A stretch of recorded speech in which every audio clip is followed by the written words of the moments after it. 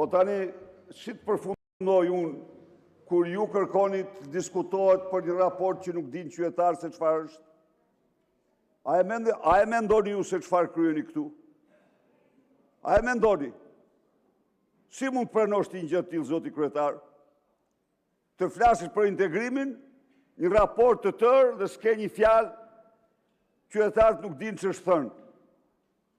Çfarë jeni ju, am thonë? Shpell mafje? Po. Dhe ju që po më shifni atje do të bëj një pyetje unë këtu.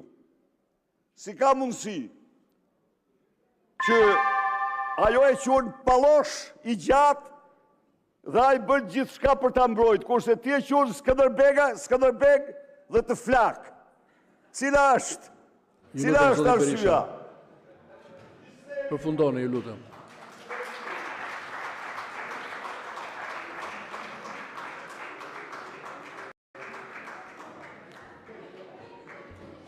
Atëre për të qenë korrekt me rregulloren për informacion dhe transparencë për të gjithë deputetët, ndjes. Deputetët dhe kohësisht je edhe denoncuesi më i madh, edhe garantuesi më i madh i sistemit. Kështu që kur të çlirosh sistemin, kur të çlirosh partinë, kur të çlirosh opozitën, mund të flasim këtu dhe ndoshta terma doktor do të ngjisin më shumë. Po sot për sot, kontradikta e thellë të qenurit edhe denoncues, edhe garantues, nuk ta jep të drejtën të flasësh dhe i jep qytetarëve të drejtën të mos të besojnë. Zonja Albana Vokshi, fjala për procedurë. Faleminderit, kryetar. Unë nuk mendoj që ka seancë më të rëndësishme se sa kjo e sotmja, ku diskutohet raporti për procesin e integrimit. Është ajo busulla që 90% e qytetarëve shqiptarë duan që të shkojnë sa më shpejt, sa më parë. Ndërkohë që ju keni bërë një mishmash me rendin e ditës, keni bashkuar një mocion me raportin, që unë nuk e di se çfarë lidhje ka, përveç faktit që çdo gjë në Shqipëri kontrollohet nga krimi, kontrollohet nga bandat, nga kartelet e drogës, kjo është e përbashkëta. Por diskutimi për raportin e integrimit duhet bërë më vete. Sikurse dhe rezoluta duhet kishte diskutim më vete. Pra pse na i keni bashkuar mocionin me raportin vjetor të integrimit? Unë këto nuk e kuptoj. 5 orët sot duhet ishin vetëm për raportin vjetor. Ajo çështja më e rëndësishme. E para, e dyta, ku është krye negociatorja? Si mundet që neve të diskutojmë për raportin e integrimit, kur ajo që ka raportuar në komision duhet ishte sot tu dhe t'i përgjigjej nëse ka se cilës pyetje të deputetëve apo shqetësime. Dhe fundit, ku është kryeministri Edi Rama? Kur ai nuk vjen sot, sepse e ka pasur pasaportën europiane, vetëm me atë ka bërë fushat, vetëm me atë ka mashtruar, gjithë fushatën. Ku është kryeministri sot? A ka çështje më të rëndësishme se sa kjo seancë për raportin vjetor, për të parë se si Edi Rama në vend që të progresonte drejt procesit e integrimit na ka çuar shumë vite larg? Ai duhet ishte sot këtu, nuk ka asnjë agjendë më të rëndësishme për kryeministrin, për ministrat, se sa kjo seancë e sotme. Mbylleni këtë seancë, thirrni kryeministrin, bëni pak pushim, thirrni kryeministrin dhe kryenegociatorët dhe të filloj seanca. Përndryshe, ç'a kuptimi ka kur kryeministri thot flisni keq, flisni në anglisht, le të vit na flasi shqip për dëmin e madh që i ka bërë Shqipërisë, shqiptarëve dhe procesit integrimit. Faleminderit.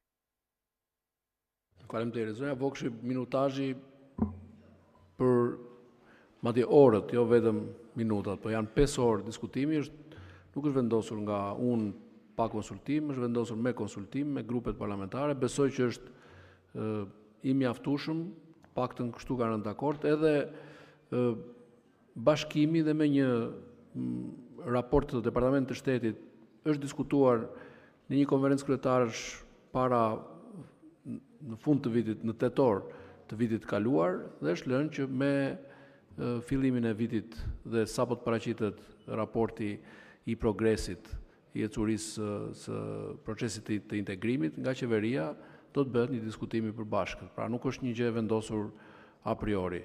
Gjithsesi, në sekretarët e grupeve dëshirojnë të shprehen, po zoti Bardhi dhe zoti Balla. Faleminderit zoti kryetar, po është e vërtet që diskutimi 5 orë për raportin e integrimit është dakordsuar. Pra nuk u ngrit shqetësimi për këtë çështje. U ngrit shqetësimi që pse bashkohen të dyja çështjet. Dhe e vërteta është që bashkimi i dy çështjeve ka qenë një vendimarrje e njëanshme e mazhorancës në seancë plenare. Pra nuk është një çështje e dakordsuar mes palëve. Por nuk e kërkova fjalën për këtë, e kërkova për sqaruar faktin që raportimi i Këshillit Ministrave për integrimin është pjesë e llogaridhënies që qeveria jep në kuvend. Dhe ky është një raport i Këshillit të Ministrave. Dhe është kryeministri që sipas kushtetutës së Republikës Shqipërisë përfaqëson Këshillin e Ministrave në raport me institucionet e tjera. Dhe do duhet ishte kryeministri në seancë që të informonte kuvendin mbi procesin e integrimit europian. Aq më shumë që ne kemi një ministër shteti përgjegjës për negociatat me Bashkimin Evropian, që gjithashtu nuk është sot prezent në seancë plenare. Zoti kryetar, nëse llogaridhënia bëhet me korrespondencë, po ju sqaroj që nuk funksionon kështu. Secili përgjigjet sipas përgjegjësive kushtetuese që ka përpara kuvendit Shqipërisë.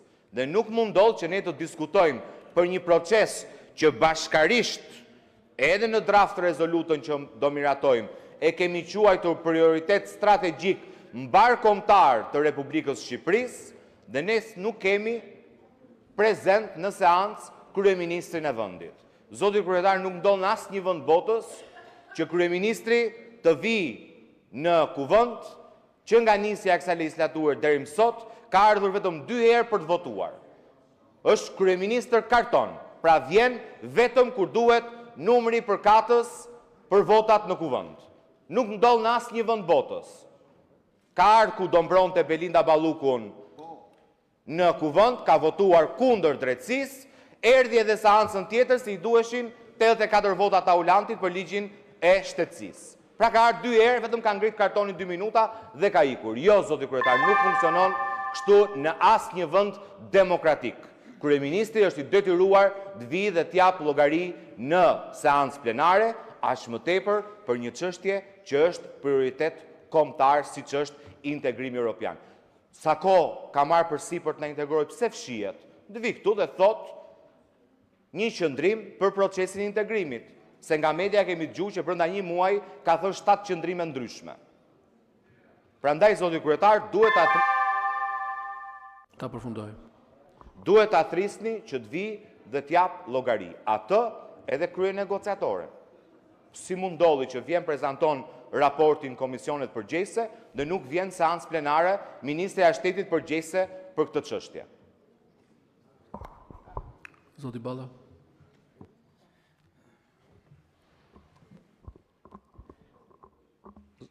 Zoti kryetar, nderuar anëtar, dita e sotme e punës tonë ka nisur me një lajm pozitiv nga Komisioni për Europën dhe Punët e Jashtme, ku të gjithë së bashku, pas një vot kundër, pas një abstenim, gjitha pro, kemi miratuar një dokument i cili është një dokument shumë i mirë.